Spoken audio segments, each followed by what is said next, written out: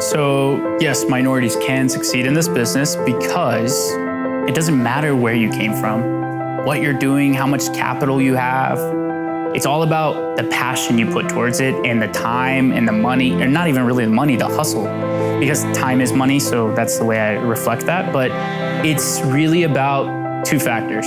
Do you want to do it? And are you gonna do it? If they want it, go get it. Take it. It doesn't matter what race you are, how much money you have in the bank, go get it.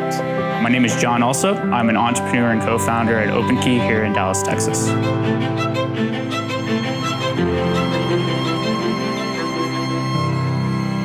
Well, I grew up all over Dallas Fort Worth. It's been a long journey, I would say.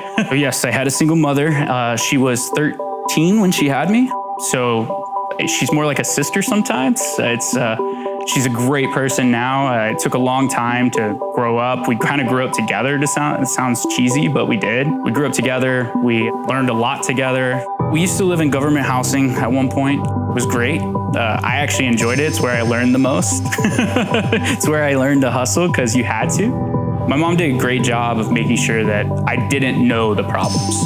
And that definitely helped. It definitely helped shape me as a person today, because there was a lot of situations that I could have gone the completely wrong way. I had a lot of friends that grew up from those areas and are no longer with us. I started hustling stuff when I was probably in 6th grade.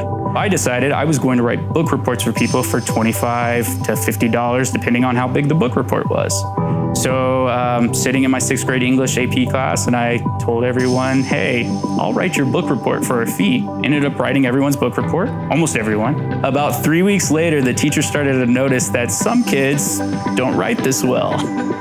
And some kids just didn't have an idea how to answer the question when they got in trouble. I made it through school. Once I got done with school, I went off to play college football. It was kind of shocking to everybody that I actually got a scholarship, but I got a full ride scholarship to play college football at Westminster College in Missouri. I decided after the first season that I just was no longer gonna do it. It's a job. So there was a lot of times where it was just like, hey, I'm going to go run a business. So I moved back home. And once I moved back home, it was going to community college. I wanted to finish school. We got into an accelerator, got some investment. About 10, 12 weeks into it, we were doing fantastic. We were doing amazing after about 6 months.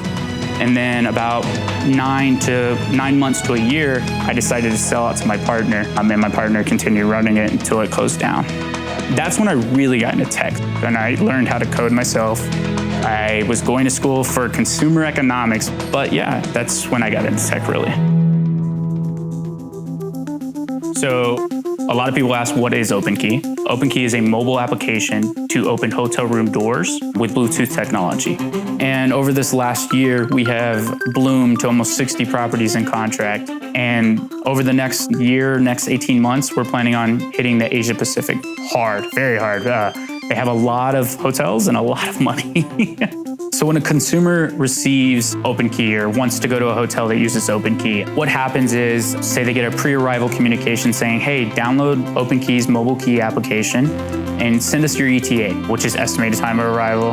We allow that user to send that to the hotel front desk. Once the hotel provides me with a mobile key, you'll get a text message saying, hey, here's your mobile key. And then you are able to confirm your confirmation code within the application and literally walk up to your door, go through the elevator, walk to your door and open the door.